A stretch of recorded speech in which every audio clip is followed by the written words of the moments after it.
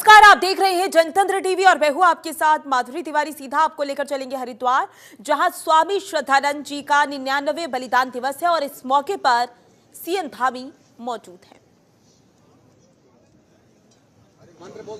ये लाइव तस्वीरें आपकी टीवी स्क्रीन पर। स्वामी श्रद्धानंद जी का 99वें बलिदान दिवस और इस मौके पर सीएम धामी मौजूद हैं, यज्ञ करते हुए नजर आ रही हैं। कार्यक्रम का आयोजन किया गया हरिद्वार में। हरिद्वार के दौरे पर सीएम पुष्कर सिंह धामी पहुंचे हुए हैं।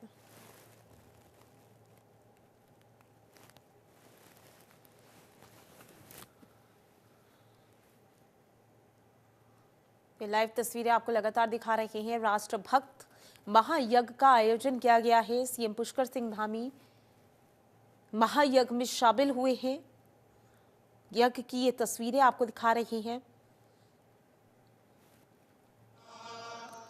तो आज स्वामी श्रद्धानंद जी का 99वें बलिदान दिवस, हरिद्वार दौरे पर सीएम पुष्कर सिंह धामी, राष्ट्रभक्त महायज्ञ का आयोजन और इस महायज्ञ के आयोजन के अवसर पर सीएम पुष्कर सिंह धामी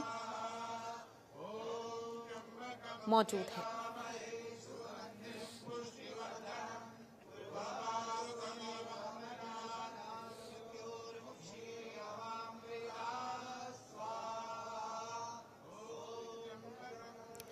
तो लाइव तस्वीरें आपको दिखा रही हैं। राष्ट्रभक्त महायज्ञ का आयोजन हरिद्वार से सीएम पुष्कर सिंह धामी की लाइव तस्वीरें आपकी टीवी स्क्रीन पर।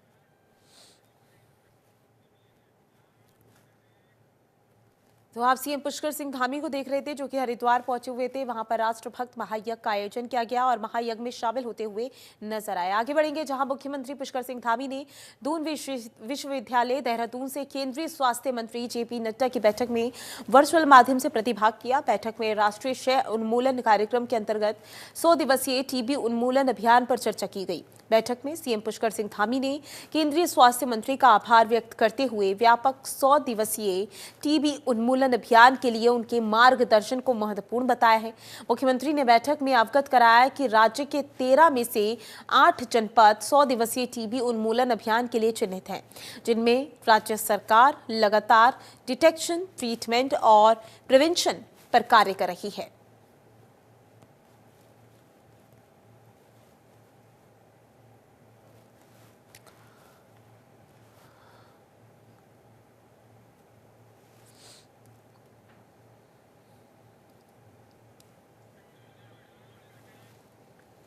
तो वहीं सीएम पुष्कर सिंह धामी ने कि दिग्गज अभिनेत्री पद्मिनी कोल्हापुरी ने मुख्यमंत्री आवास में शिष्टाचार भेंट की।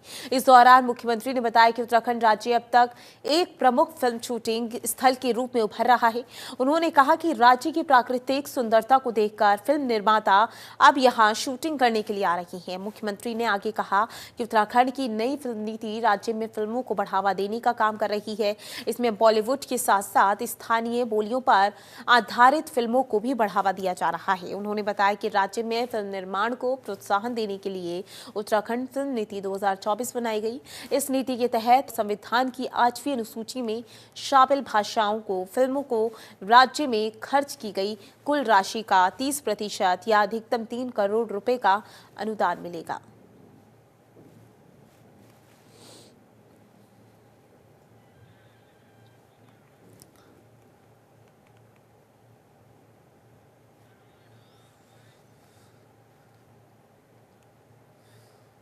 तो वहीं उत्तराखंड में मौसम का मिजाज लगातार बदल रहा है। क्रिसमस और नए साल से पहले उत्तराखंड में ठंड बढ़ सकती है। मौसम वैज्ञानिकों ने आज प्रदेश के पर्वतीय जिलों में बारिश के साथ बर्फबारी की संभावना जताई।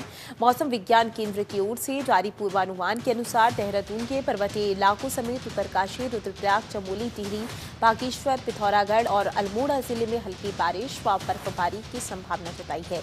हालांकि अन्य जिलों में मौसम शुष्क रहेगा। मौसम वैज्ञानिकों का कहना है कि बारिश और बर्फबारी से तापमान में गिरावट देखने को मिलती, चलते पहाड़ से लेकर मैदान तक ठंड बढ़ सकती है। तो बड़ी जानकारी आप तक पहुंचा रहे हैं, जहां आपको बता दें उत्तराखंड में ठंड बढ़ सकती है। तस्वीरों से आप अंदाजा लगा सकते हैं कि छाया हुआ है, पहाड़ों पर बारिश और बर्फबारी की उम्मीद है। और इसी पर ज्यादा जानकारी के लिए हमारे संवाददाता हरीश खनेड़ा हमारे साथ जुड़ चुके हैं। हरीश, क्योंकि ठंड जिस तरीके से बढ़ रही है, ऐसे में बर्फबारी और बारिश का अनुमान लगाना, क्या लग रहा है कि आने वाले समय में कैसी तस्वीरें देखने को मिल सकती हैं और मौसम विभाग की ओर से किस तरीके की चेतावनी जारी की गई है?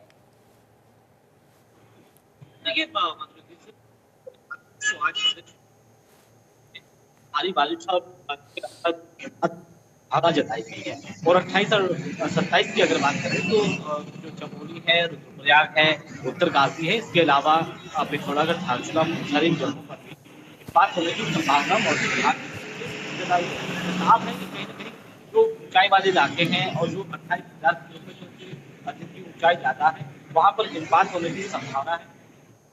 बिल्कुल हरीश, जिस तरीके से हम तस्वीरें देख रहे हैं उससे तो यही लग रहा है कि आने वाले समय में ठंड और बढ़ सकती है। ज्यादा जानकारी के लिए बहुत बहुत शुक्रिया आपका।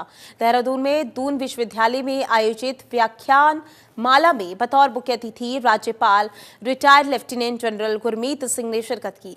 इस दौरान उन्होंने दीप जलाकर कार्यक्रम का शुभारंभ किया। इस दौरान उन्होंने कहा कि जिस तरह से गंगा का प्रवाह अनादिकाल से जीवन का आधार रहा है, उसी तरह ये व्याख्यान माला भी ज्ञान और विचारों की प्रवाह को आगे बढ़ाकर सामाजिक समस्याओं के समाधान के लिए नई दिशा देगा।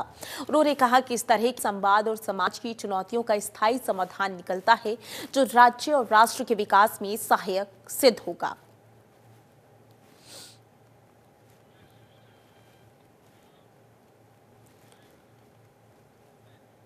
तो वहीं निकाय चुनाव को लेकर कांग्रेस की पूरी तैयारी हो चुकी है, लेकिन कांग्रेस को अब भी आशंका है कि राज्य सरकार समय पर चुनाव नहीं कराएगी। कांग्रेस के प्रदेश प्रवक्ता शीशपाल भिष्ट की माने तो पार्टी संगठन की तरफ से पहले ही पर्यवेक्षक नियुक्त किए जा चुके हैं, जो रायशुमारी कर रहे हैं। कांग्रेस प्रवक्ता ने कहा कि आने वाले दिनों में कांग्रेस निकाय के लिए अपना उम्मीदवारों के चयन प्रक्रिया पर भी काम शुरू कर देगी।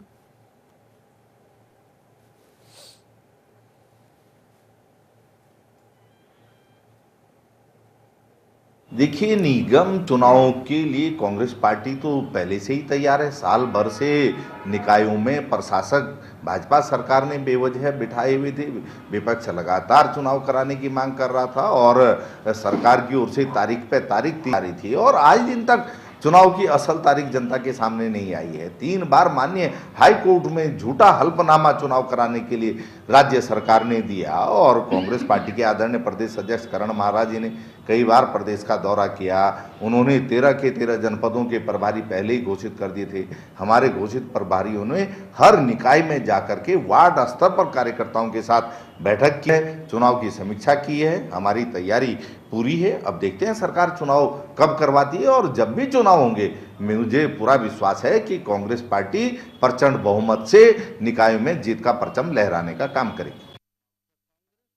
निकाय चुनाव में आरक्षण के बाद राजनीति सरगर्मियां तेज हो गई हैं। आपको बता दें कि बीजेपी और कांग्रेस में दावेदार अपने लगातार आवेदन कर रहे हैं, तो वहीं बीजेपी में 35 दावेदार आवेदन कर चुके हैं, जबकि कांग्रेस में अब तक 5 लोगों ने आवेदन किया है। बड़ी संख्या में पूर्व मेयर यशपाल राणा और उनकी पत्नी श्रेष्ठा राणा के साथ लोग पहुंचे और श्रेष्ठा राणा ने मेयर पद के लिए कांग्रेस महानगर अध्यक्ष राजेंद्र चौधरी को अपना आवेदन दिया और कांग्रेस से टिकट की मांग भी की। उन्होंने बीजेपी पर तंज कसते हुए कहा कि देश तानाशाह से नहीं, संविधान से चलेगा। आगे बढ़ेंगे, एक बार फिर से रुख करेंगे उत्तराखंड की खबरों की ओर, जहां उत्तराखंड बीजेपी प्रदेश भर में भारत रत्न पूर्व प्रधानमंत्री स्वर्गीय अटल बिहारी वाजपेयी की जन्म जयंती पर 25 दिसंबर को पूरे राज्य भर में कार्यक्रम का आयोजन करेगी। इस संबंध में बीजेपी मुख्यालय देहरादून में बीजेपी प्रदेश महामंत्री आदित्य कुठारी ने प्रेस वार्ता में बताया कि स्वर्गीय अटल बिहारी वाजपेयी की जयंती पर विभिन्न कार्यक्रम आयोजित किए जाएंगे। इसके तहत प्रत्येक बूथ पर गोष्ठी आयोजित की जाएगी। बूथ स्तर पर आयोजित कार्यक्रम में पार्टी कार्यकर्ता और आम जनमानस वाजपेयी के चित्र पर पुष्पांजलि कर उनके व्यक्तित्व और कृतित्व पर चर्चा करेंगे। इस अवसर पर अटल जी की कविताओं का वाचन भी किया जाएगा।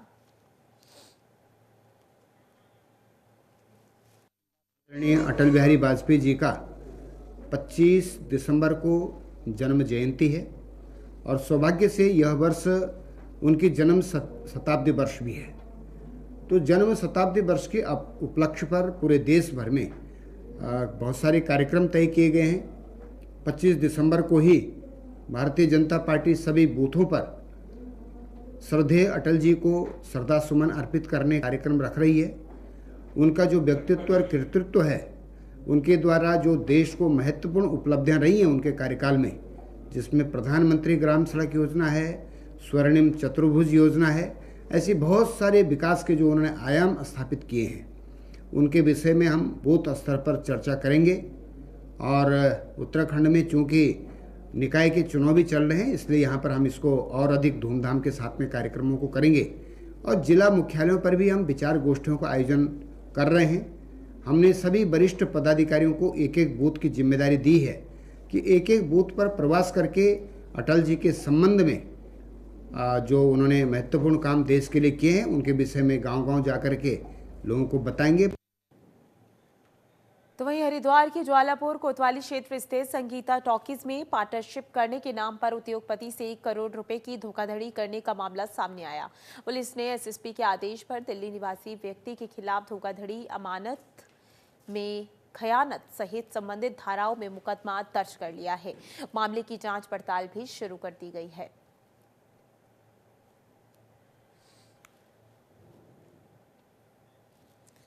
उत्तराखंड पावर कॉरपोरेशन लिमिटेड की काफी कोशिशों के बाद प्रदेश भर में बिजली चोरी की घटनाओं में कमी आई। यूपीसीएल के प्रबंधक निदेश अनिल कुमार ने बताया कि पहले के मुताबिक काफी कमी बिजली चोरी की घटनाओं में आई है। पहले बिजली चोरी करीब 24% होती थी, जो कि करीब 10% के करीब आ गई है। विभाग की कोशिश है कि इस प्रतिशत को और भी शून्य किया जाए। इसके लिए जागरूकता लाने के साथ स्मार्ट मीटर लगाने की दिशा में विभाग कार्य कर रहा है। पहले से अब बिजली की चोरी में बहुत ज़्यादा घटोतरी हुई है। जैसा कि आप सभी लोगों को मालूम है कि किसी ज़माने में एटीएनसी लॉसेस करीब 24% तक हुआ करते थे। अब घट करके वो लॉसेस 14.64% है।